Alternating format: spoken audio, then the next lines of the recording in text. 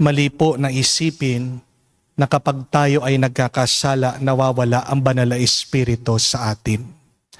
Ang nawawala lang pag tayo ay nagkakamali o nahuhulog paulit-ulit sa pagkakasala ay yung daan natin para makamtan natin ang grasya o ang kapangyarihan na pinagkakaloob ng Diyos.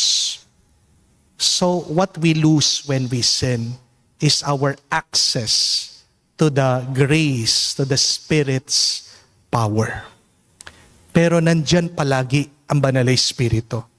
Hindi inaalis ng Diyos ang Banal na Espiritu dahil sa pamamagitan ng Banal na Espiritu, dyan tayo nagiging mas banal, nagiging mas mabuti. Kapag inalis ng Diyos ang Banal na Espiritu, wala na tayong pag-asa na bumuti o gumanda ang ating buhay. Kaya tayo ay palaging magpasalamat sa Diyos, pero kailangan imulat natin, buksan natin ang ating isip at damdamin, makita sana natin at maranasan ang Banal na Espiritu na gumagalaw sa ating buhay. Paano natin magagawa yon? Kailangan tayo palaging magsisi sa ating mga kasalanan.